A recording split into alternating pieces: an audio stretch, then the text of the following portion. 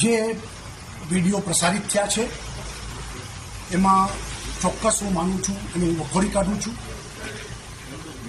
હિન્દુ સંસ્કૃતિ, આપણી પરંપરા અને નવરાત્રિનું મહત્વ. નવરાત્રિ ઉત્સવ એ માતાજીની આરાધનાનો ઉત્સવ છે. ભલે પ્રાચીન ગરબીઓની આજના સમયમાં અર્વાચીનો થાય, મોટી સંખ્યામાં યુવાનો ત્યાં આગળ આવે ને બધા રાસ લે. નાચવું અને રાસ લેવું એ બેમાં ફેર છે. 31st જે ઉજવણી થાય છે, નાચવાની ઉજવણી થાય છે. અહીંયા એ આપણે માની આરાધનાની સાથે રાસ લઈએ છીએ.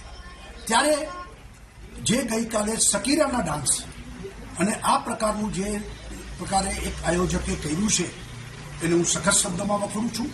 અને નવી પેઢી એના ઉપર ખરાબ અસર પડે અને ભવિષ્યમાં પણ આપણું આ પ્રાચીન સંસ્કૃતિ અને પરંપરાને હિન્દુ સમાજની લાગણી ગવાય આ પ્રકારનું કોઈ પણ આયોજન ન થવું જોઈએ. સરકારે પણ આ અંગે સમગ્ર ગુજરાતમાં જે કંઈ આ મોટા આયોજનો થતા હોય ત્યાં નજર ધ્યાન આપવું જોઈએ અને ત્યાં મર્યાદામાં આ પ્રકારની નવરાત્રિ મહોત્સવ ઉજવાય એનું ધ્યાન રાખે એ અતિ આવશ્યક છે.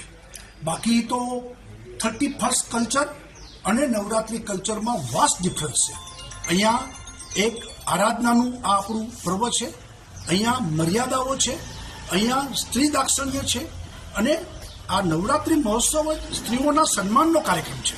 અને એમાં આ પ્રકારના જે ડાન્સો છે એ કોઈ પણ સંજોગોમાં ચાલે નહીં અને આ પ્રકારે અટકાવવું જોઈએ.